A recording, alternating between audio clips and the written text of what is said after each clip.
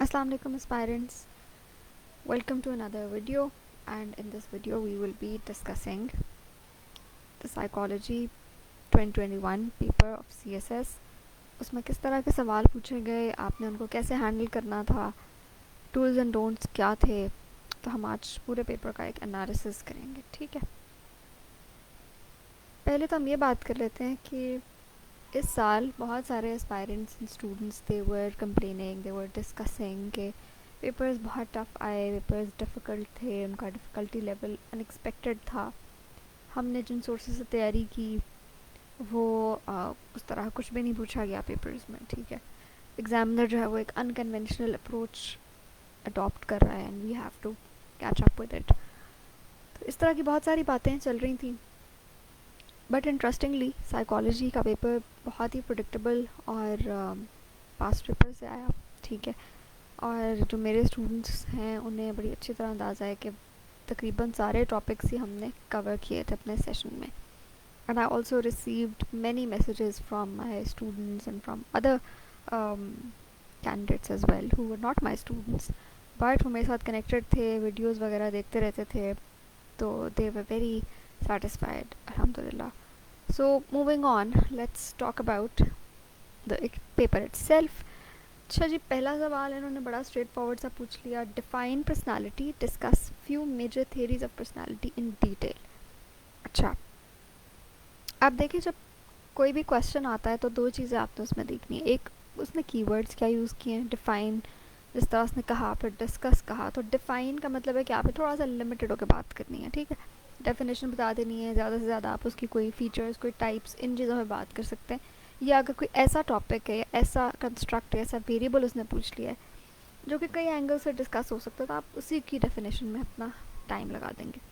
Discuss means कि अब आपने डिटेल में जाना है। ठीक है, आपने उसके डिफरेंट एस्पेक्ट्स को बताना है। डिस्कस इज़ मोर और less the same as elaborate. मेरी इस पर भी एक वीडियो है कि आपने कीवर्ड्स को कैसे अनपैक करना है। ठीक है, अच्छा, दूसरी चीज़ आपने ये करनी है कि आपने क्वेश्चन को पार्ट्स में डिवाइड कर लेना है। अब यहाँ पर जैसे है, इफ़ आई वर अटेम्प्टिंग, तो मैं 5 मार्क्स डिफाइन पर्सनालिटी की रखती और discuss few major theories in detail, I would give that 15 marks.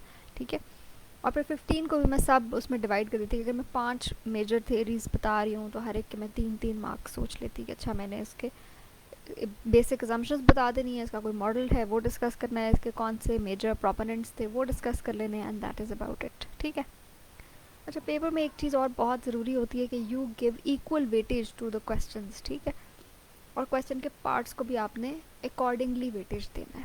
अच्छा, जैसे 5 नंबर का अगर हमने ये बना लिया डिफाइन पर्सनालिटी, तो इसमें हम किस तरह की लेंथ और किस तरह की कंटेंट के बारे में बात करेंगे। देखें, पहली बात तो ये कि पर्सनालिटी एक बहुत ही डीप कॉन्सेप्ट है। ठीक है, इसकी कोई अभी तक यूनानिमस डेफिनेशन नहीं इजाद हुई कि जिस पे हम कहें कि जी सारे के सारे जो थियरिस्ट्स हैं वो इस पे एग्री करते हैं। Every theorist who has worked on personality, उसने एक अलग पर्सपेक्टिव हमें दिया।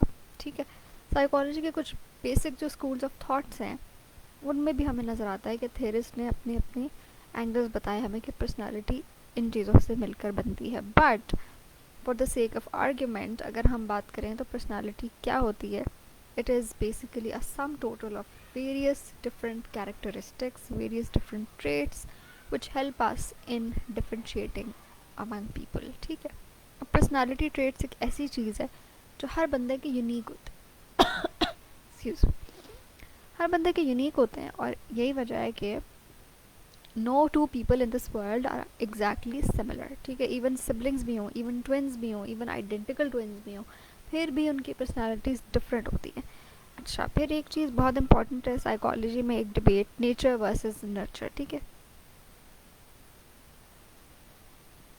बल्कि अक्सर जितनी भी हमारी सोशल साइंसेज हैं उनमें नर्चर और नेचर डिबेट आती है। आपने अगर जेंडर स्टडीज़ ऑप्ट किया हुआ है तो आपको अंदाज़ा होगा कि उसमें भी इस डिबेट का जिक्र आता है। ये डिबेट क्या कहती है कि जी नेचर वो चीज़ है जो हम लेकर पैदा हुए। ठीक है, कुछ हमारे जेनेटिक ट्रेट्स होते हैं जो कि चेंज नहीं होते, विच इज़ बेसिकली हमारी फिजिकल अपीयरेंस हो गई। ठीक है, या कुछ हमारे टेम्परामेंटल ट्रेट्स भी हो सकते हैं। जैसे कहते हैं ना कि ये तो जी बिल्कुल अपनी माँ पर है, या ये इसकी आदत तो बिल्कुल अपने बाप पर है। तो ये वाली चीज़ें हमारी जेनेटिक ट्रेट्स होते हैं। ऑब्वियसली ये वेरी करते हैं हर इंडिविजुअल के। अच्छा, नर्चर क्या होता है? Nurture is basically the environment in which we were brought up, ठीक है। वो क्या हो सकती है? हमारा घर, हमारी फैमिली, हमारे पेरेंट्स, हमारे सिबलिंग्स, और ख़ास तौर पे जो अर्ली चाइल्डहुड में हमें एनवायरनमेंट मिला वो हमारी नर्चर में बहुत ज़्यादा रोल प्ले करता है, ठीक है। अच्छा, तो अब जो साइकोलॉजी में पर्सनालिटी की डिबेट है वो हमें नर्चर के इर्द ज़्यादा फोकस नज़र आएगी, ठीक है।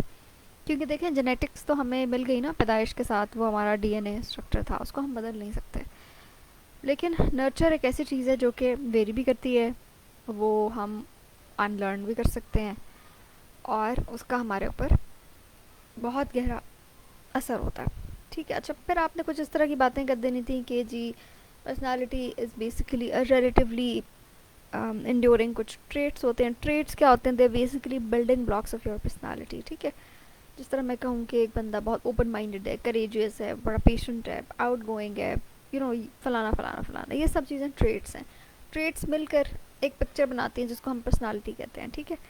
और हम मानते ये हैं कि पर्सनालिटी एक ऐसी चीज़ है जो प्रिडिक्टेबल होती है, ठीक है। आप के जो बहुत क्लोज लोग हैं, your parents, your family, your friends, आपको पता होता है कि यार ये बंदा इस सिचुएशन में ऐसे रिएक्ट कर, क्यों पता होता है? Because we understand their personality, ठीक है। हमने उनके साथ इतना वक्त गुजारा होता है कि हमें उनका अंदाज़ा हो जाता है।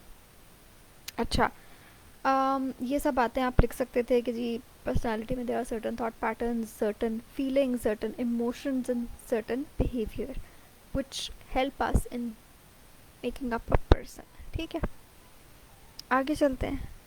अच्छा, थियरीज ऑफ पर्सनालिटी, उसने कहा मेजर, तो यहाँ पे मैं 4 मेजर पर्सपेक्टिव्स या स्कूल्स ऑफ थॉट डिस्कस करूँगी। इसके अलावा भी हैं, लेकिन क्योंकि सवाल की नौइयत ऐसी है कि हम इसको बहुत ज़्यादा डिटेल में अगर लिखेंगे तो चीज़ें स्किप हो जाएंगी, क्योंकि ये 4 स्कूल्स ऑफ थॉट भी इसको कहते हैं ना कि एक पूरा समंदर है इन सब के अंदर, तो हमने चीज़ों को टच भी करना है लेकिन बहुत डिटेल में नहीं जाना। सो आई वुड हाईली इनकरेज कि इस तरह के सवाल में आप लोग ज़रूर डायग्राम्स एंड चार्ट्स और इस तरह की चीज़ें बनाया करें, ठीक है। They would really help you in scoring marks. अच्छा जी, साइकोडायनामिक पर्सपेक्टिव क्या कहता है? ये basically Sigmund Freud, Carl Jung, Alfred Adler, Erik Erikson और कैरन हॉर्नाई का इससे ताल्लुक था, ठीक है, who are also known as neo Freudians. अब ये स्कूल ऑफ थॉट कहता है कि जो इंसान की कुछ अनकॉन्शियस अर्जेस होती हैं, ठीक है, जो कि सोशली एक्सेप्टेबल नहीं होती, इसलिए हम उनको कॉन्शियसली एक्सप्रेस नहीं करते, लेकिन there are somewhere embedded in our minds, ठीक है। जिस तरह कंप्यूटर के अंदर एक चिप होता है ना जिसमें चीज़ें एम्बेड हुई होती हैं, उसकी जो भी इंफॉर्मेशन होती है, इसी तरह इंसान के दिमाग में भी जो अनकॉन्शियस चीज़ें they are embedded, they are so deep down, they are buried कि उनको हम कॉन्शियस लेवल पर एक्सेस नहीं कर सकते, ना हमारी उनके बारे में अवेयरनेस होती है, ठीक है। तो ये सब इनका तकरीबन सबका यही मानना था कि हमारे अंदर ही जो अनकॉन्शियस अर्जेस हैं ये हमें तंग करती हैं, ये आराम से नहीं बैठी रहती हैं, हमें पिंच करती हैं, और ये किसी ना किसी तरीके से मैनिफेस्ट होती है हमारी पर्सनालिटी के अंदर, ठीक है। और कुछ इसके अंदर बहुत ही रॉ कार्नल किस्म की भी इंस्टिंक्ट्स हैं, और फ्रॉयड ने स्पेशली हमारी जो एग्रेसिव इंस्टिंक्ट्स हैं, जो सेक्सुअल इम्पल्सेस हैं, उन पर बहुत ज़्यादा फोकस किया, जिसकी वजह से उसकी थेरी पे बहुत ज़्यादा कंट्रोवर्सीज भी बनी।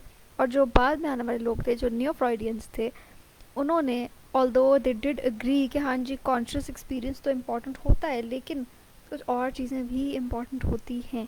तो अगर आप उन एक एक को उठा के अनपैक करें तो आप, मेरा ख्याल है, एक एक पैराग्राफ उन पर लिख सकते हैं कि अच्छा जी कार्ल युंग ने फॉर एग्जांपल बताया कि जी हमारा एक कलेक्टिव अनकॉन्शियस होता है, सिर्फ एक इंडिविजुअल का अनकॉन्शियस तो होता ही होता है, लेकिन साथ में जो हमारे जितने भी इंसेस्टर्स अभी तक गुजरे हैं उन सब की जो रिप्रेस्ड फीलिंग्स, थॉट्स, अर्जेस हैं, वो सब की सब कलेक्ट हो गई और हमारे ऊपर उनका असर पड़ रहा है। आज हम जो कर रहे हैं we are a product of that, ठीक है। इसी तरह फ्रॉइड की थ्योरी का आपको अंदाज़ा है, आपने उसकी स्ट्रक्चर ऑफ पर्सनालिटी जिसमें एड, ईगो, सुपर ईगो आ जाते हैं, वो बतानी थी। फिर जो उसके लेवल्स ऑफ कॉन्शियसनेस हैं, अनकॉन्शियस, सबकॉन्शियस, प्री कॉन्शियस, ठीक है, ये सब चीज़ें आपने जिक्र करना था। और फिर बहुत ही इंपॉर्टेंट चीज़ फ्रॉइड ने जो हमें साइकोसेक्सुअल स्टेजेस ऑफ डेवलपमेंट बताए, ठीक है। उसने कहा कि पर्सनालिटी कुछ स्टेजेस से गुजरती है and then it develops into an adult. उसमें हर स्टेज पे उसने बताया हुआ है कि इधर क्या कॉन्फ्लिक्ट इमर्ज हो सकता है, और अगर वो रिजॉल्व नहीं होगा तो फिर इंसान उस पर फिक्सेट हो जाएगा, ठीक है। इसमें क्या क्या स्ट्रगल्स आ सकती हैं। एरिक एरिक्सन की थ्योरी भी मिलती जुलती है, लेकिन उसने ज़्यादा सोसाइटी के ऊपर फोकस किया, उसने ज़्यादा पेरेंटिंग और स्कूल और हर एज के अकॉर्डिंग उसने बताया कि अगर टीनेज में बच्चा है तो उसके लिए उसकी स्कूल और पीयर्स बहुत इंपॉर्टेंट हैं, अगर एडोलसेंस में है तो आप उसके लिए रिलेशनशिप्स और सीकिंग लव, इंटीमेसी, कनेक्शन, ये चीज़ें इंपॉर्टेंट हैं। तो इस तरह से उसने बहुत ही खूबसूरत तरीके से क्रोनोलॉजिकल थ्योरी हमें दी, आप वो लिख सकते थे, ठीक है। इसी तरह आप यहाँ पर मेंशन कर सकते थे कि ये जो है अल्फ्रेड एडलर, उसने कहा कि जी फैमिली का जो एनवायरनमेंट है वो बड़ा ज़रूरी होता है। बच्चे का बर्थ ऑर्डर क्या है एक फैमिली में, क्या आप फर्स्ट बॉर्न हैं, लास्ट बॉर्न है, मिडिल चाइल्ड हैं। जैसे आप लोगों ने अक्सर सुना होगा कि मिडिल चाइल्ड के बारे में कहा जाता है कि जी वो तो बेचारा बहुत सफ़र करता है, ठीक है। तो इस तरह की बेशुमार थेरीज जो कि साइकोडायनामिक स्कूल ऑफ थॉट में आ सकती थी, ठीक है। आगे चलते हैं जी, trait theories. Let me just check कि आप लोग लाइव सेशन आ रहा चल भी रहा है या नहीं। ओके, ठीक हो गया, लेट्स कंटिन्यू। अच्छा, ट्रेड थेरीज में आपने क्या बताना था कि कुछ आपको पता है ट्रेड थेरिस्ट हैं जैसे कि एल्पोर्ट, कैटल, आइजनेक और इस तरह के दो चार और नाम हैं। वो बेसिकली ये कहते हैं कि जी जो ट्रेड्स हैं वो पर्सनालिटी के क्या होते हैं, बिल्डिंग ब्लॉक्स होते हैं, ठीक है। उनकी मदद से हम पर्सनालिटी को कंस्ट्रक्ट करते हैं, और उसमें डिफरेंट चीज़ें हो सकती हैं। फॉर एग्ज़ाम्पल, आप कितने एग्रीएबल हैं, आप कितने सोशेबल हैं, आपके अंदर नर्वसनेस कितनी है, आप कॉन्फिडेंट कितने हैं, ठीक है। तो इस तरह के बहुत सारे डायनामिक्स उन्होंने बनाए, और ज़्यादातर उन्होंने क्या किया कि एक स्पेक्ट्रम ले लिया, ठीक है। अब स्पेक्ट्रम के एक एंड पे एक एक्सट्रीम है, दूसरी एंड पे दूसरा एक्सट्रीम है, और वो कह रहे हैं कि अच्छा एक बंदा इस एक्सट्रीम स्पेक्ट्रम में किधर लाया करता है, ठीक है। फॉर एग्जांपल 0 to 10 अगर हम करें, और फर्ज करें मैं 0 कहूँ कि जी वो बंदा उसमें पेशेंस नहीं है, और 10 का मतलब है कि ही इज़ वेरी पेशेंट, तो we'll try and rate that person somewhere in between, ठीक है। तो इस तरह से उन्होंने ट्रेट्स डेवलप किए जो कि पोल्स अपार्ट होते थे, जैसे एक तरफ इंट्रोवर्ट है, एक तरफ एक्सट्रोवर्ट है। अब एक बंदा कह रहा है कि जी मैं 80% इंट्रोवर्ट हूँ, और हाँ 20% सिचुएशंस में मैं एक्सट्रोवर्ट भी हो सकता हूँ। एक बंदा बिल्कुल मिडिल में, उसको हम एम्बिवर्ट कहेंगे कि नहीं जी वो तो बैलेंस्ड है। तो इस तरह के ट्रेड्स उन लोगों ने डेवलप किए, फिर कुछ मेजरमेंट के तरीके भी डेवलप किए, कि आज आगे जाके एक क्वेश्चन में आएगा, उसको हम उधर डिस्कस करेंगे, ठीक है।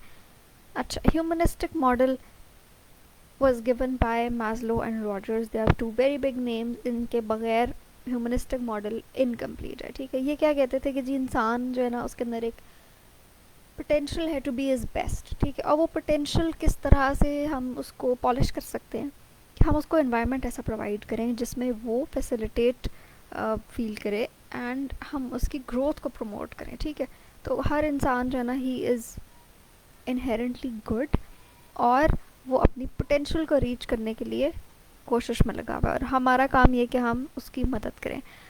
तो अच्छा, फिर ह्यूमनिस्टिक स्कूल ऑफ थॉट वाले क्या कहते हैं कि we need to develop the concept of self. Self का कॉन्सेप्ट इनके लिए बड़ा ज़रूरी था, कि जी कैसे डेवलप होता है, बचपन से चलता आता है। अगर आप बच्चे को अनकंडीशनल पॉजिटिव रिगार्ड देंगे तो वो एक बहुत ही उसके अंदर सेंस ऑफ फुलफिलमेंट आएगी, and he will be likely to reach his potential, ठीक है। क्योंकि जिस तरह की इन्वायरमेंट में बच्चा रह रहा है जब वो छोटा है, तो उसका कोई सेल्फ इमेज नहीं है, वो उसका सेल्फ इमेज क्रिएट हो रहा है। और क्रिएट कैसे हो रहा है, उसके इर्द गिर्द जो लोग हैं, ख़ास तौर पे उसके पेरेंट्स, उसके siblings, just the way they are speaking to him, the way they are relating to him, the way they are narrating to him, all of these things hold considerable importance for the child, ठीक है।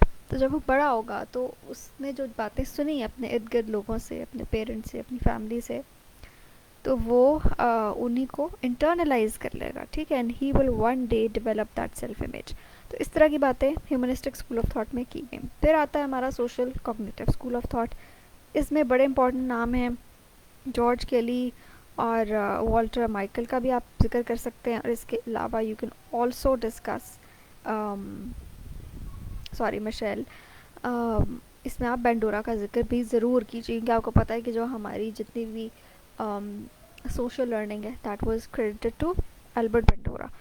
Bandura की theory की आप बात कर सकते हैं कि how he talked about observation and imitation in children, के किस तरह से बच्चे अपनी एनवायरनमेंट से अपने रोल मॉडल्स क्रिएट करते हैं, दे लर्न फ्रॉम देम। ठीक है, अब रोल मॉडल्स कोई भी हो सकते हैं, पेरेंट्स हो सकते हैं, टीचर्स हो सकते हैं, एल्डर सिबलिंग्स हो सकते हैं, relatives, peers, mentors, could be anybody. ठीक है, जिससे भी बच्चा आइडेंटिफाई कर रहा है वो उसका रोल मॉडल हो सकता है। हम कहते हैं ना कि कंपनी बहुत मैटर करती है।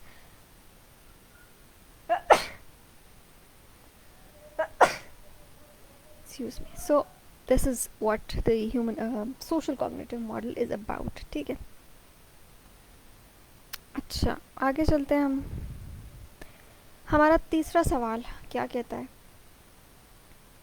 हमारा थर्ड क्वेश्चन कहता है कि differentiate between sensation and perception, elaborate gestalt principles of perception.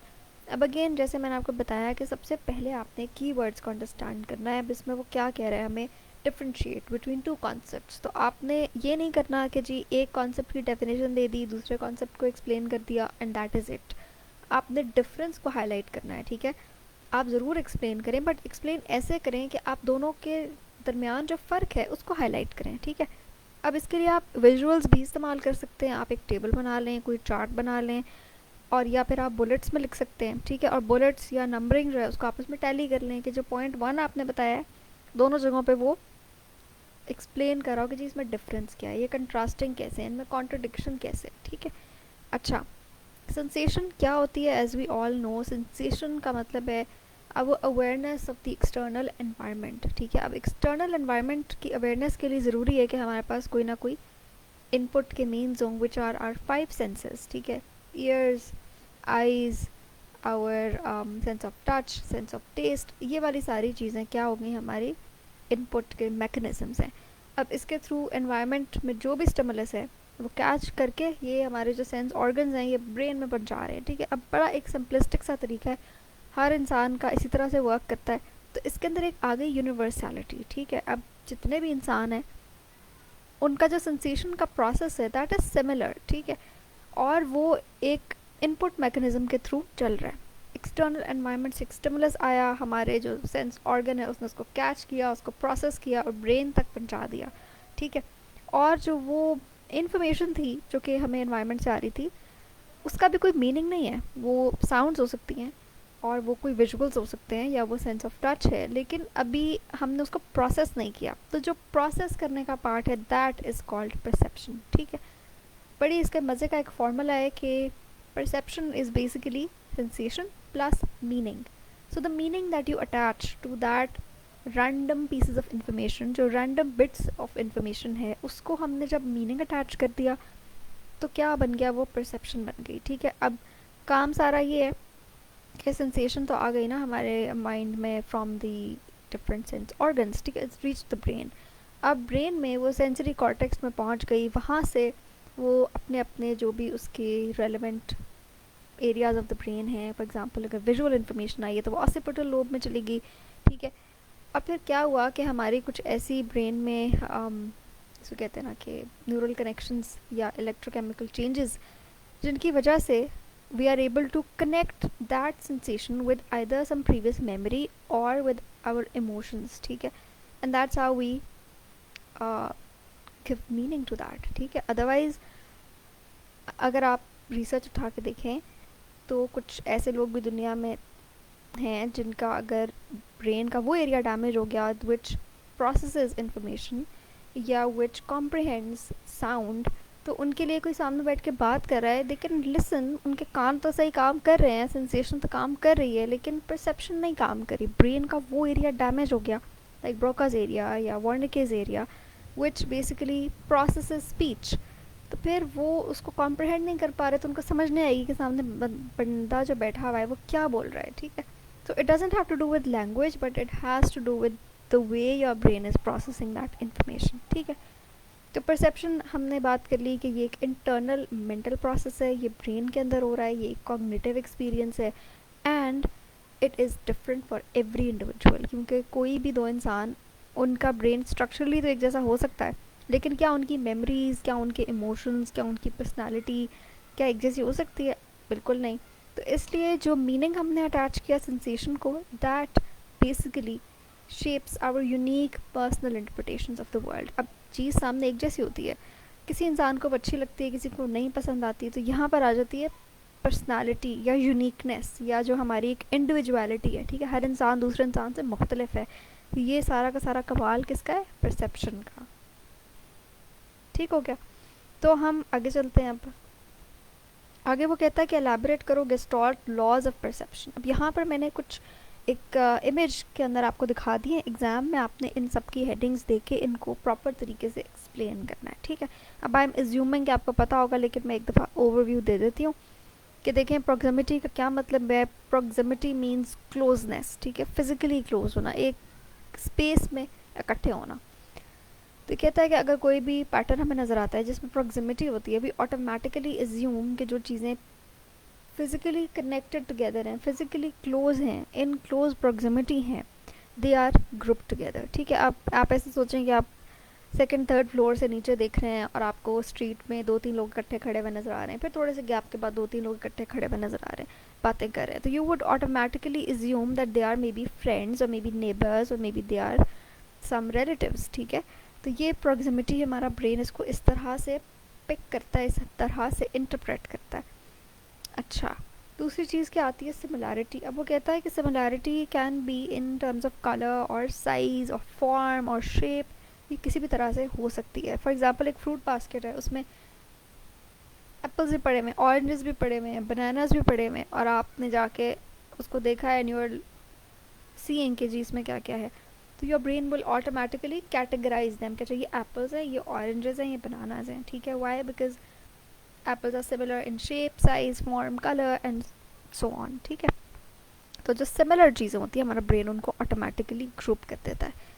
अच्छा, इनक्लोजर अगेन कोई ऐसी चीज़ जो कि अगर हमने उसके इर्द गिर्द कोई बॉर्डर लगा दी है, कोई बाउंड्री बना दी है, तो हम ऑटोमेटिकली ज्यूम करते हैं कि these are connected in some way, these are group together in some way, ठीक है।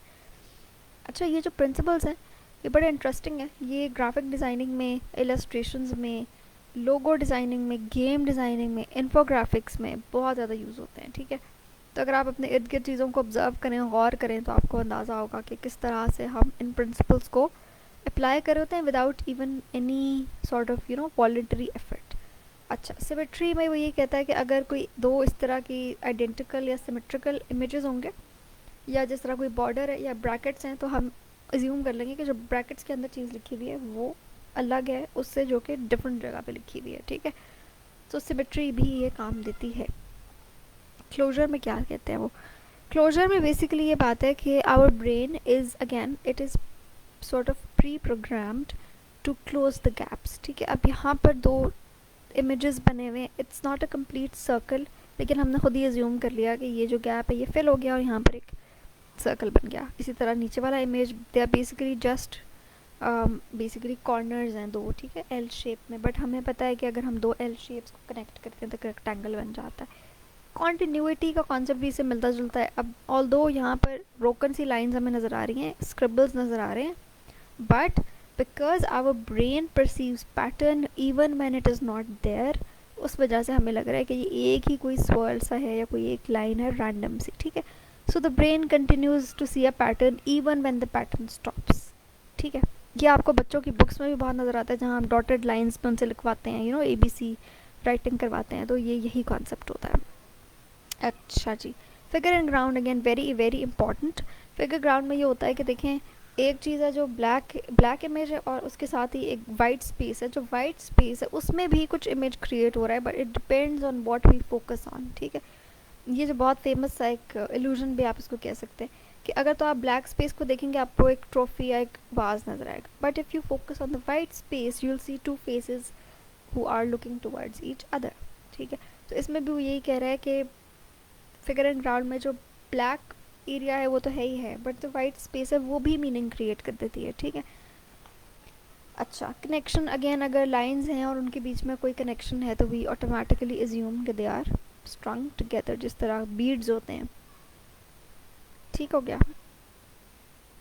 अच्छा जी, ये था हमारा सवाल। अच्छा, बहुत ज़रूरी है कि आप इसके अंदर इस तरह के छोटे छोटे डायग्राम्स बना लें, ठीक है। बहुत नीट ना हो या बहुत खूबसूरत ना हो, लेकिन एटलीस्ट रफली आप उसको ये शो कराएं कि जी आपको इस पर कंप्लीट एक्सपर्टीज़ है। Let me just check again कि अगर हमारा कनेक्शन तो लूज़ नहीं हो गया. Okay, I am not able to see कि कौन कौन इस वक्त हमें ज्वाइन किया हुआ है किसने और कितने लोग कनेक्टेड है हमारे साथ, लेकिन आप लोग अपने कमेंट्स कर सकते हैं. I be able to see those. ठीक है, अच्छा आगे चलते हैं. अगला सवाल क्या था जी? They asked about psychological intervention. Define psychological intervention. Discuss major therapeutic techniques introduced by clinical psychologists in different eras. अब ये सवाल ना आई वुड सजेस्ट कि अगर तो आपका साइकोलॉजी का बैकग्राउंड नहीं है तो आप कोशिश करें कि आप ये सवाल ना करें. ठीक है, और अगर आपका है भी बैकग्राउंड या नहीं भी है तो क्लिनिकल साइकोलॉजी का टॉपिक अगर आपकी उसमें मुट्ठी में नहीं है ना तो आप इसको मत छेड़ें. ठीक है, क्योंकि ये थोड़ा सा टेक्निकल है. कोशिश करें. देखिए उन्होंने आपको पेपर में चॉइस दी है तो मेक सेंसिबल चॉइस. ठीक है, चॉइस का मतलब ये नहीं है कि आप जो है वो बस जो भी आपको समझ में आ रहा है आप कर लें. Make a good choice. ठीक है, यही सारा डिफरेंस क्रिएट करता है कि आपने कौन से सवाल चूज़ किए अटेम्प्ट करने के लिए. ये बड़ा मैटर करता है. अच्छा देखें, साइकोलॉजिकल इंटरवेंशन कोई भी ऐसी चीज़ है. कोई इंटरवेंशन क्या होती है? हम इंटरवीन करते हैं. ठीक है, एक मिनट. साइकोलॉजिकल इंटरवेंशन क्या होती है? जैसा कि नाम से जाहिर है कि इंटरवेंशन ऐसी कोई भी चीज़ है जो एक नॉर्मल प्रोसेस के अंदर या जैसी भी चीज़ें चल रही हैं जो स्टेटस को है उसमें हम कोई कुछ इंटरवीन करें. We are interfering, we are trying to create some change. ठीक है, तो साइकोलॉजिकल इंटरवेंशन कोई भी ऐसे टूल्स, ऐसी टेक्निक्स या ऐसी एक्टिविटीज़ हैं जो हम एम्प्लॉय करते हैं और उसका पर्पस क्या होता है कि हम साइकोलॉजिकल सिम्टम्स या जो मेंटल हेल्थ डिसऑर्डर्स हैं या जो भी साइकोलॉजिकल इश्यूज़ हैं, आप उनको कुछ भी नाम दे लें, उनको हेल्प करने में, उनको मैनेज करने में, how are we suppose to deal with them, how can we help people cope with them. तो साइकोलॉजिकल इंटरवेंशन वो सारी टूल्स एंड टेक्निक्स आ गए जो कि हमें हेल्प करते हैं सिम्टम्स को एलिवेट करने में और जो हमारा क्लाइंट है, जो पेशेंट है, उसकी इमोशंस, थॉट्स, फीलिंग्स, मूड्स, इन सब चीज़ों को बेहतर करने के लिए हम जो जो तरीके इस्तेमाल करते हैं वो क्या होते हैं? Psychological intervention. तो पहले आपने इसको डिफ़ाइन कर दिया, उसके बाद वो कह रहा है अगेन यहाँ पे डिफ़ाइन और डिस्कस है, तो आप 5 नंबर इसके लगा लें और आप बाकी जो है आगे वाला काम क्योंकि काफ़ी लंबा चौड़ा है तो उस पर यू हैव टू पे मोर अटेंशन. ठीक है, अच्छा अब वो कहता है डिस्कस मेजर थेरेप्यूटिक टेक्निक्स. यहाँ पर पहली बात तो आपने ये करनी है कि जी जो साइकोथेरेपी है या जो साइकोथेरेप्यूटिक टेक्निक्स हैं उनके कुछ मेजर स्कूल्स ऑफ थॉट हैं. ठीक है, स्कूल्स ऑफ थॉट क्या हैं? ये तकरीबन वही हैं जो कि हम पर्सनालिटी थेरीज़ में डिस्कस करते आए हैं या जो जनरली हिस्टोरिकली अगर हम पढ़ते हैं कि जी हिस्ट्री ऑफ साइकोलॉजी या historical schools of thought of psychology, ये वही चीज़ें हैं. ठीक है, तो आपने परेशान नहीं होना अगर आपको पेपर में नहीं याद आ रहे कि भाई कौन सी थेरेप्यूटिक टेक्निक. सबसे पहले आप एक मॉडल बना लें कि जी अच्छा मेन स्कूल्स ऑफ थॉट तो ये होते हैं. उसके बाद आप जब स्कूल्स ऑफ थॉट को एक्सप्लेन करना शुरू करेंगे तो आपको खुद ही याद आता जाएगा कि भाई इसमें क्या क्या था. ठीक है, अच्छा जैसे अभी हमने डिस्कस किया कि psycho analytic school of thought या साइकोडायनामिक साइकोथेरेपी में क्या होता है. अच्छा ठीक है, अनकॉन्शियस अर्जेस हैं उनके साथ हमने कैसे डील करना है, प्रोजेक्टिव टेक्निक्स का यूज़ होता है, तो आपने ये सारी बातें करते नहीं हैं. ठीक है, इसी तरह बिहेवियर थेरेपी क्योंकि कहती है कि ऑल बिहेवियर इज़ लर्नड, तो हम लर्निंग के चैप्टर में हमने पढ़ा या आपने पढ़ा होगा अपनी तैयारी में कि लर्निंग किन टाइप्स की होती है, क्लासिकल कंडीशनिंग है, ऑपरेंट कंडीशनिंग है, ये है वो है. ठीक है, तो उनको हम किस तरह से आगे लेके चल सकते हैं, ये बात हो गई.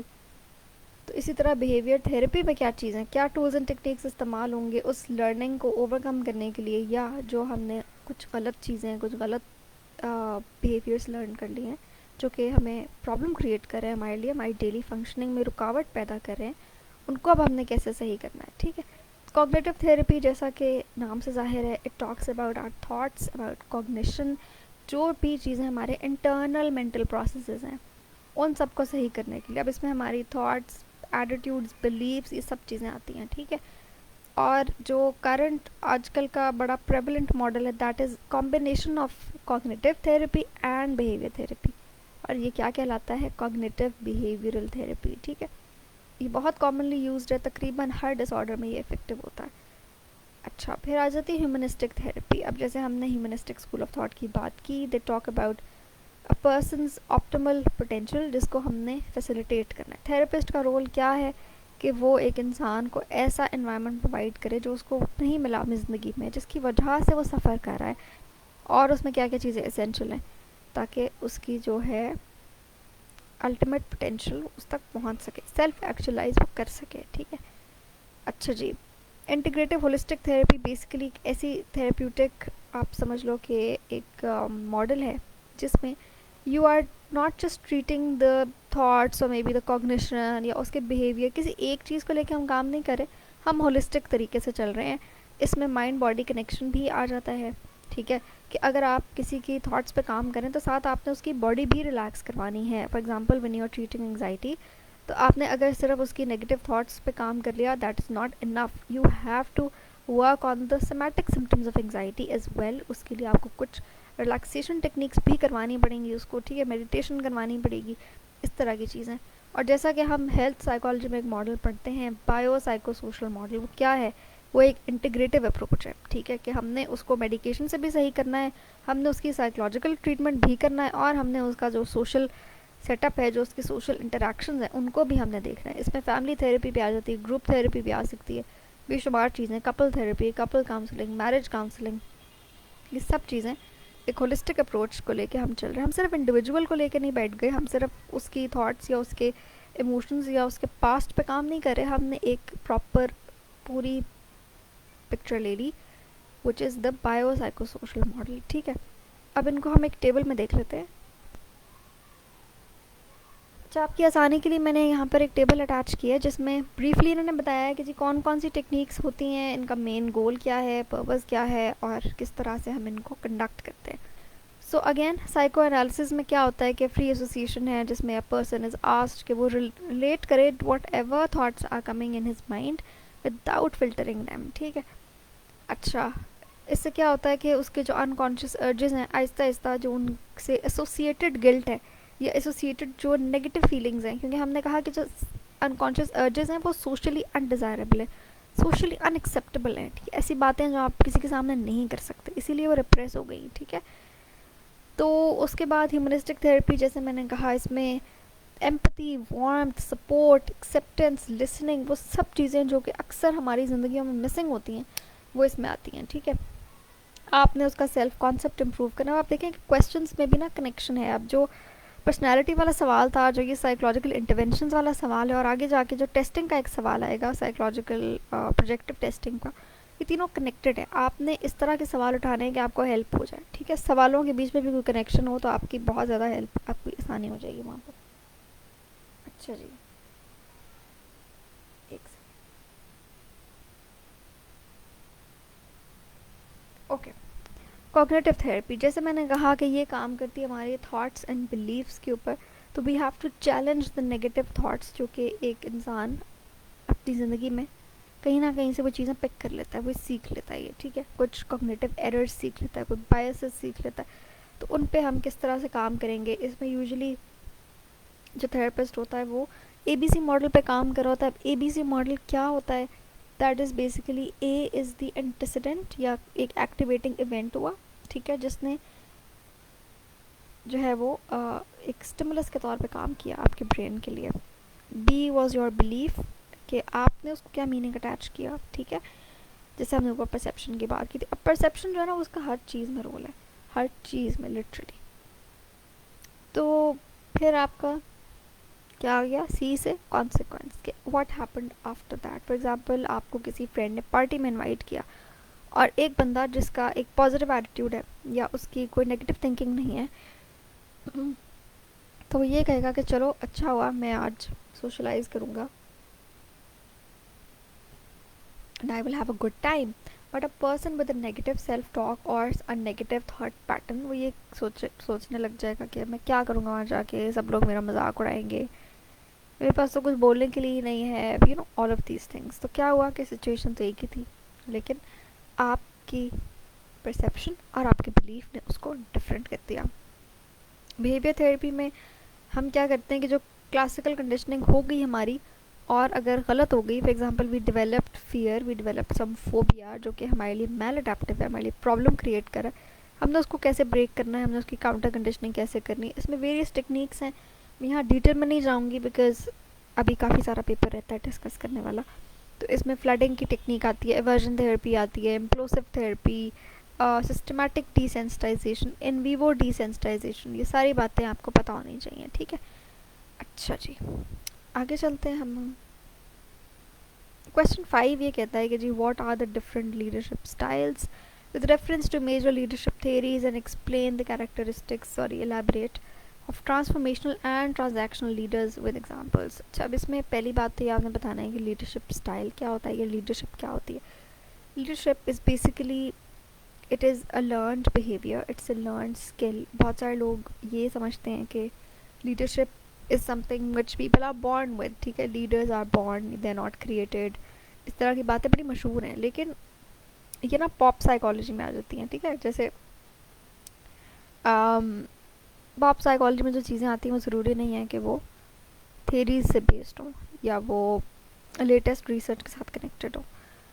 तो लीडरशिप के बारे में अब जो बातें आ रही हैं वो ये हैं, sorry this is leadership style not leadership style, that is a type. तो इसमें यह है कि जी लीडर्स कैन बी क्रिएटेड, ज़रूरी नहीं है कि अगर आपके अंदर वो पैदाइशी वो क्वालिटीज़ नहीं है तो आप लीडर कभी नहीं बन सकते। Leadership is something that you can develop, ठीक है। अब तो इस तरह के कॉर्पोरेट कोचेज़ आ गए हैं दुनिया में जो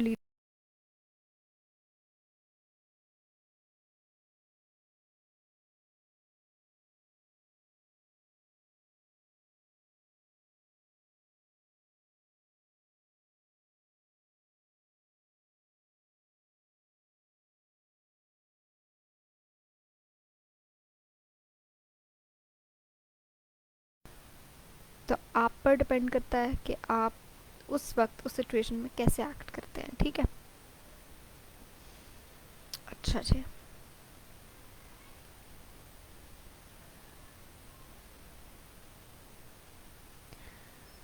अच्छा जी, आगे चलते हैं अब हम, and let's talk about different leadership styles. इसमें जी एक थियरिस्ट बड़ा अहम है, कर्ट लेविन। इसने बात की 3 लीडरशिप स्टाइल्स की, अथॉरिटेरियन, डेमोक्रेटिक एंड लेज़र-फेयर, ठीक है। जैसा कि नाम से जाहिर है कि अथॉरिटेरियन वो हैं जो सारी की सारी अथॉरिटी अपने पास रखते हैं, who are a bit dictatorship की तरफ, और वो डेलीगेट नहीं करते अथॉरिटी। डेमोक्रेटिक लीडर्स वो हैं जो सबका कंसेंसस लेते हैं, हु इनकरेज पार्टिसिपेशन, वो चाहते हैं कि लोग अपना ओपिनियन दें डिसीजन मेकिंग में, ठीक है। और लेज़र्स फेयर वो हैं जो कि बिल्कुल लेड बैक हैं, they don't really question what the team is doing and they delegate the maximum authority, ठीक है।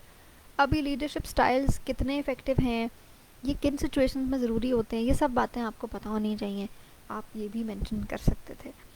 अच्छा, कुछ और लीडरशिप थेरीज हैं, उनका मैं जिक्र यहाँ पे करती चलूँ, and they are a bit similar. अभी जो मैंने बात की ग्रेट मैन थेरी ये है कि जी लीडरशिप जो है दैट इज़ इनबॉर्न, कुछ इनबॉर्न हमारे अंदर ट्रेट्स होते हैं, कोई इननेट क्वालिटीज़ होती हैं, such as being courageous, being brave, having a strong intellect, ठीक है, इस तरह की चीज़ें। जैसा कि अब्राहम लिंकन या क्वीन एलिज़ाबेथ कहा जाता है कि जी वो तो पैदाइशी लीडर थे, ठीक है। तो इस तरह की बातें हैं। फिर ट्रेड थियरी भी मिलती जुलती है कि कुछ ऐसी ट्रेड्स होती हैं जैसे हमने अभी डिस्कस किया पर्सनालिटी में, कुछ ऐसी ट्रेड्स हैं which basically are they emerge in particular situations, ठीक है। तो जिन लोगों में वो ट्रेड्स पाई जाती हैं, वो पर्सनल क्वालिटीज़ पाई जाती हैं, वो लीडर्स कहलाते हैं। अच्छा, अब उसने पूछा कि जी ट्रांसफॉर्मेशनल और ट्रांजैक्शनल लीडरशिप को इलाबरेट करो, उनका डिफरेंस बताओ और उनको एक्सप्लेन करो, ठीक है। तो इनके अंदर मेजर डिफरेंस क्या है। ट्रांजैक्शनल लीडर्स वो होते हैं, ट्रांजैक्शन क्या होती है, एक डीलिंग होती है, एक एक्सचेंज होता है, you give something you get something in return, ठीक है। तो ट्रांजैक्शनल लीडर्स एक्सचेंज पे काम करते हैं। किस चीज़ का एक्सचेंज, कि आप जो है काम करेंगे, जो भी आपको टास्क दिया गया है, जो भी आपकी असाइनमेंट है, जो रोल दिया गया, in return you will get some reward. It can be a monetary reward, it can be an appreciation, कोई बोनस हो सकता है, कोई पे रेज हो सकती है, कोई रिकग्निशन हो सकती है, एडेड रिस्पॉन्सिबिलिटी हो सकती है, कुछ भी हो सकता है, ठीक है। और ये क्या करते हैं कि they are very focused on the goals, they want कि चीज़ें जैसे चल रही हैं ना, स्टेटस को मेंटेन रहे, और हम चीज़ों की प्लानिंग एंड एग्जीक्यूशन पे काम करें, ठीक है। इसके मुकाबले में ट्रांसफॉर्मेशनल लीडर्स, जैसा कि आपको नाम से अंदाज़ा हो रहा है कि वो ज़्यादा फोकस करते हैं करिश्मा, लोगों को मोटिवेट करना, लोगों को इंस्पायर करना, लोगों की जो पर्सनालिटीज़ हैं या जो उनके बिहेवियर्स हैं उनको चेंज करना, ट्रांसफॉर्म करना, ठीक है। तो ये क्या करते हैं, they are very focused on ideas and morals and principles, ठीक है, और ये विजन पे काम करते हैं। They are also change oriented, क्योंकि ट्रांसफॉर्म करें ना, तो ट्रांसफॉर्म करने का मतलब ये है कि चेंज के बगैर तो काम नहीं होना आपका। They are also encouraging of innovation. अब मैंने कहा उधर वो स्टेटस को मेंटेन रखते हैं, ये इनोवेट करें, ठीक है। ये जो है ये ग्रुप इंटरेस्ट को प्रेफर करते हैं, वो कहते हैं कि नहीं, जो आपको रोल दे दिया गया है, जो आपके गोल्स डिफाइंड है, आपने उन्हीं के ऊपर फोकस करना है, ठीक है। तो इस तरह के कुछ डिफरेंसेस हैं जो आप एलैबोरेट कर सकते थे। Differentiate between objective and projective tests in psychology, elaborate the rationale behind projective test and TAT की आपने स्ट्रक्चर, फंक्शन वगैरह वगैरह डिस्कस करना था। अच्छा जी, ऑब्जेक्टिव टेस्ट क्या होते हैं, वो सारे के सारे टेस्ट जो कि फिक्स्ड रिस्पॉन्स होते हैं, जिसमें क्लोज एंडेड आंसर्स आप दे सकते हैं, आप हाँ या ना में जवाब दे सकते हैं, मल्टीपल चॉइस क्वेश्चंस हो सकते हैं, ट्रू फॉल्स हो सकते हैं, जिनके अंदर ओपिनियन देने की गुंजाइश नहीं है। आप जो उसने आपको ऑप्शंस दिए हैं, जो रिस्पॉन्स सेट उसने दिया है, आपने उसी में रहते हुए आंसर करना है, ठीक है।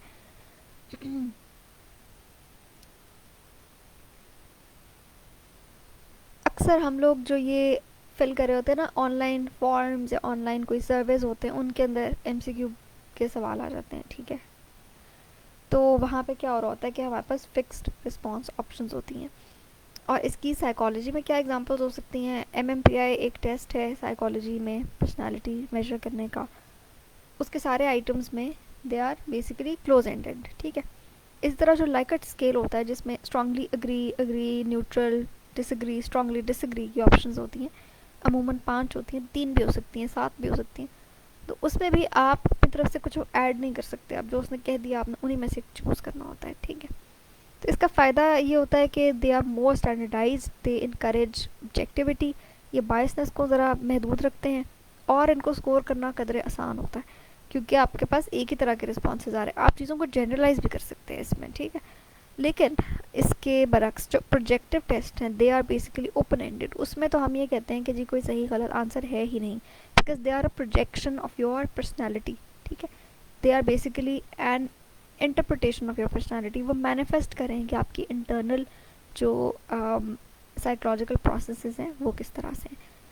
तो प्रोजेक्टिव टेस्टिंग में हम एक एम्बिगुअस स्टिमुलस इस्तेमाल करते हैं, और उसके थ्रू हम पर्सनालिटी को जज करने की कोशिश करते हैं। अब आप देखें कि अगर कोई डायरेक्टली आपसे आके सवाल करे तो आप शायद झिझकेंगे, ठीक है, एक नेचुरल सी चीज़ है कि यू विल फील कि यू आर बीइंग जज्ड, ठीक है, और आप कोशिश करेंगे कि कोई सोशली एक्सेप्टेबल आंसर दें या ऐसा जवाब दें जिससे आप कम से कम खुद की नज़रों में तो जो है वो एक अपनी सेल्फ रिस्पेक्ट मेंटेन रख सके। But when we are using ambiguous stimuli, तो उसमें एग्जैक्टली पता नहीं होता कि क्या चीज़ मेजर हो रही है, ठीक है।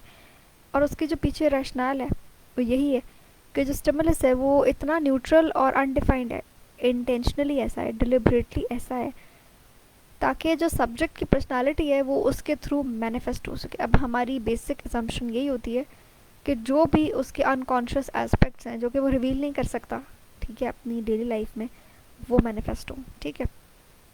इसके रैशनल में आप यही बातें लिख सकते हैं कि ये स्टिमुलस न्यूट्रल होता है so that the person can easily leave a footprint of his personality through it, और ये कि जो psychological reality है rather than the actual reality of the subject's world, that is important, ठीक है।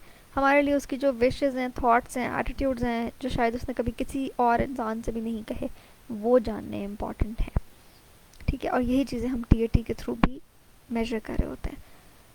अच्छा जी, फिर हमने इसका थोड़ा सा थ्योरेटिकल बैकग्राउंड भी बता देना है कि ये साइकोडायनामिक स्कूल ऑफ थॉट से इमर्ज हुआ, और हम इसको अक्सर औकात साइको एनालिटिक अप्रोच में इस्तेमाल करते हैं। अच्छा जी, TAT पर आ जाते हैं हम। जी आप थोड़ा सा बता देना है कि TAT डेवलप कब हुआ, किसने किया, क्या था। और इसमें जी 30 पिक्चर्स होती हैं ब्लैक एंड वाइट, उसमें मेल एंड फीमेल फिगर्स होते हैं, but they are not very clear and that is intentional. और जो आखिरी कार्ड होता है that is a blank card. तो ऑलमोस्ट 10 कार्ड्स इस्तेमाल होते हैं on one client, and the selection of the cards is very important, क्योंकि वही डिटर्मिन करा होता है कि क्या चीज़ें हमारे सामने आने वाली हैं, ठीक है।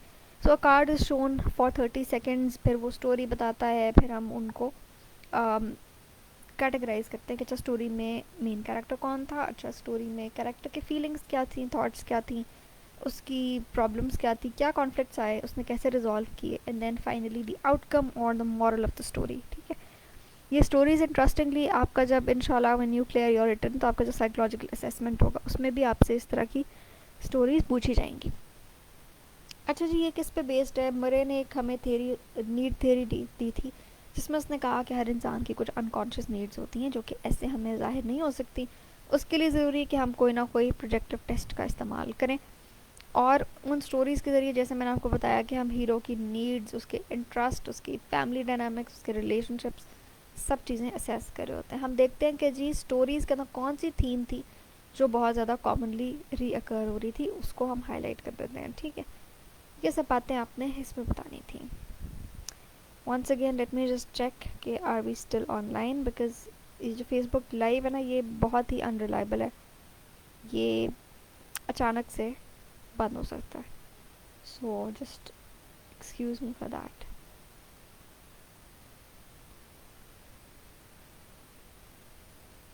One second.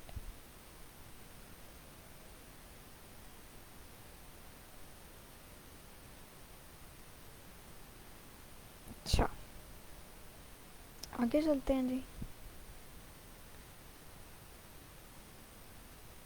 ये बात थी टीएटी की। अब वो कहता है what how is forensic psychology different from forensic science and discuss major roles and responsibilities of forensic psychologist.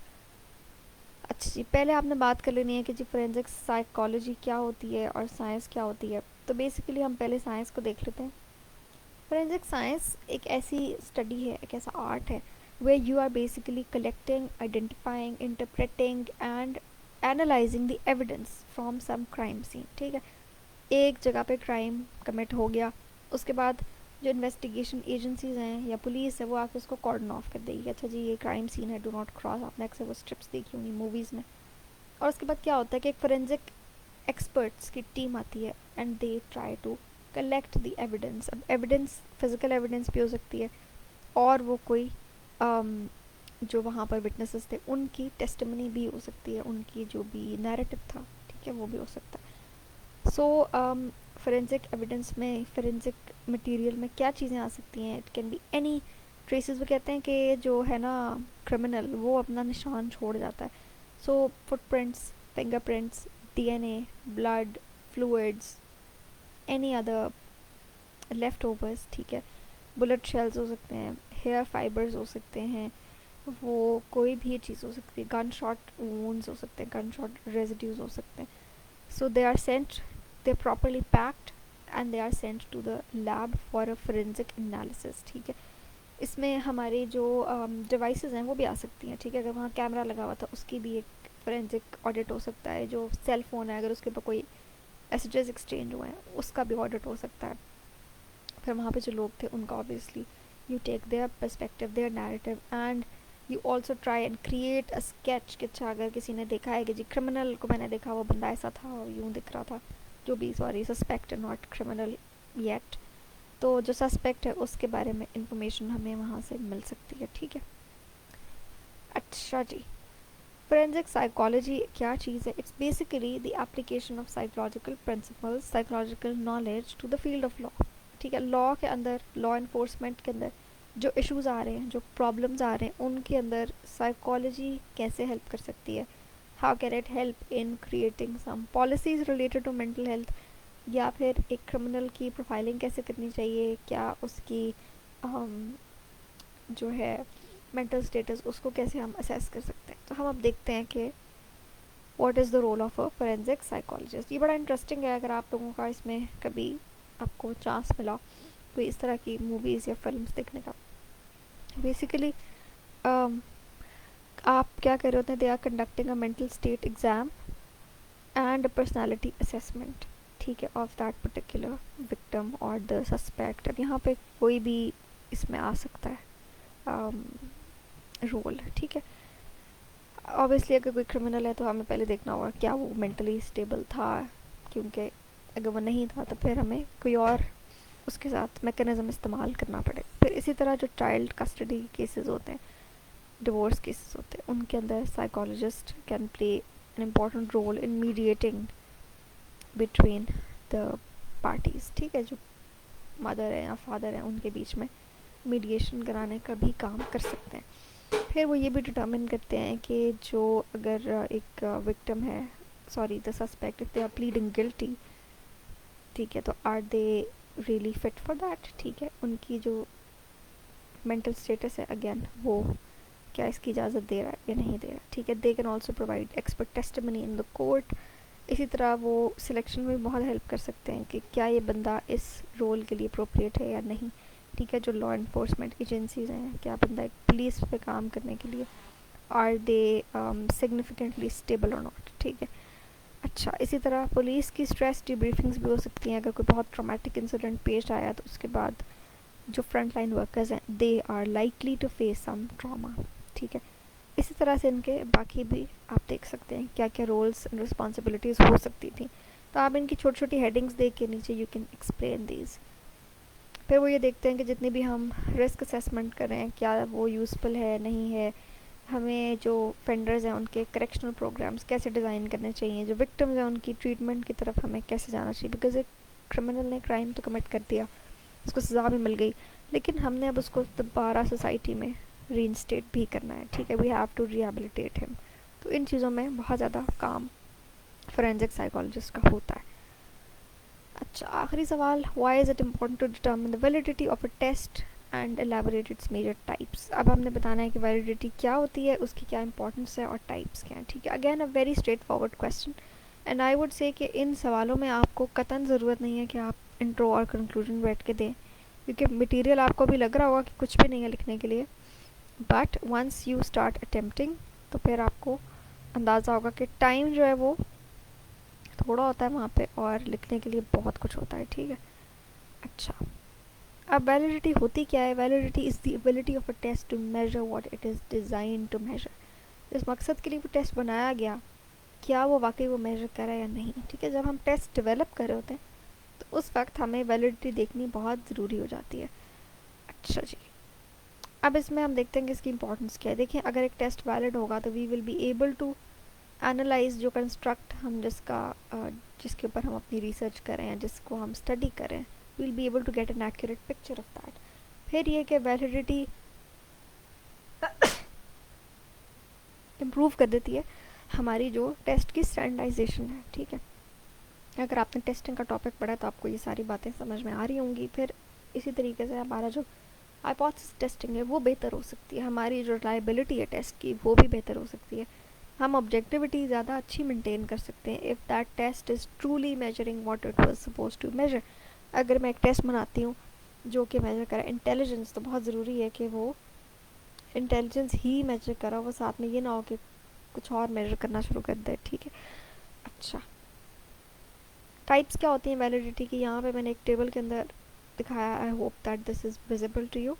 3 basic types हैं, broad types, criterion, content and construct. अब हम इनको एक एक करके देखते हैं। क्राइटेरियन वैलिडिटी में क्या बातें आती हैं कि वो कहता है कि देखें क्राइटेरिया 2 तरह के होते हैं, कॉन्करेंट एंड प्रिडिक्टिव। कॉन्करेंट का मतलब है कि जो करंटली चीज़ें हो रही हैं, जो साइमल्टेनियसली अकर कर रही हैं। फॉर एग्जांपल, मैंने आज एक टेस्ट डेवलप किया डिप्रेशन का और मैं देखना चाहती हूँ कि क्या ये टेस्ट इतना ही वैलिड है जितना कोई एग्जिस्टिंग रिलायबल मेजर डिप्रेशन का जो ऑलरेडी बड़ा ही मार्केट में पॉपुलर है या कॉमनली यूज्ड है, उसके साथ मैं उसको कोरिलेट कर लूँगी, ठीक है। तो this is how I will get concurrent validity. Predictive validity में वो कहता है कि प्रोडिक्शन हम किस चीज़ की करते हैं जो पास्ट में या तो हो चुकी है या फिर होने वाली है। हो चुकी है तो उसकी बेस पे हम आज प्रोडिक्शन करें या आज की प्रोडिक्शन की बेस पे हम फ्यूचर की बात कर रहे हैं, ठीक है। अच्छा, फ्यूचर प्रोडिक्ट करें हम अपने प्रेजेंट को लेके। तो इसमें क्या होता है कि कोई ऐसा एग्ज़ाम या कोई ऐसा टेस्ट अगर डेवलप हो रहा है जिसमें आपने कुछ टाइम का गैप देना है, फॉर एग्जांपल आपका स्क्रीनिंग टेस्ट हो रहा है कंपैरेटिव एग्ज़ाम्स के लिए, अगर आप वो क्लियर कर लेते हैं तो you would be able to appear in the actual exam. तो इसमें प्रोडिक्शन का कॉन्सेप्ट आ गया, ठीक है। आप ये कह रहे हैं कि अगर एक बच्चे ने स्क्रीनिंग टेस्ट में अंग्रेज़ी में 80% लिए थे तो वो एक्चुअल टेस्ट में भी अंग्रेज़ी में पास हो जाएगा अच्छे नंबरों से, ठीक है। That is your predictive validity. अच्छा, कंटेंट वैलिडिटी क्या होती है? इसमें हम कह रहे हैं कि जो भी उस पर्टिकुलर टूल या असेसमेंट या टेस्ट का जो कंटेंट था, क्या वो उसकी फुल रेंज को कवर कर रहा है। फॉर एग्जांपल, मैं कहती हूँ मैंने इंटेलिजेंस स्टडी करनी है, और इंटेलिजेंस की कई सब कैटेगरीज हैं, जैसे कि लैंग्वेज आ जाती है, लैंग्वेज में क्या है, वोकैबलरी, कॉम्प्रिहेंशन, ये सब चीज़ें, ठीक है। फिर अगर मैं उसकी अरिथमेटिक पोर्शन की बात करूँ तो उसमें नंबर सीक्वेंस है, एनालॉजीज़ हैं, ये सब चीज़ें। तो मैं जो टेस्ट डिज़ाइन कर रही हूँ वो उसका कंटेंट क्या उसकी स्कोप को कवर कर रहा है या नहीं कर रहा, ठीक है। कंस्ट्रक्ट वैलिडिटी क्या होती है? Construct is basically a particular concept जिसको मैं स्टडी कर रही हूँ। ये बड़ी बेसिक सी टाइप है वैलिडिटी की, जिसमें हम ये कहते हैं कि जो कोई एक कंस्ट्रक्ट है, for example I am trying to study anxiety, तो क्या मैं एंग्जाइटी ही मेजर करी हूँ? कहीं ऐसा तो नहीं है कि उसके साथ साथ मैं डिप्रेशन भी देखने लग गई हूँ, मैं मूड चेंजेस भी देखने लग गई हूँ? तो no, I have to stick to my original variable, and जो मेरी असेसमेंट है that should deal with the correct construct, ठीक है। तो ये था हमारा पेपर रिव्यू। आई होप आप लोगों को इससे बहुत ज़्यादा हेल्प मिली होगी। एंड हमारा जो सेशन है साइकोलॉजी का वो शुरू होने जा रहा है in this week. If you are interested in the course details you can message me on this number and I will get back to you. So, thank you very much for being with me here today.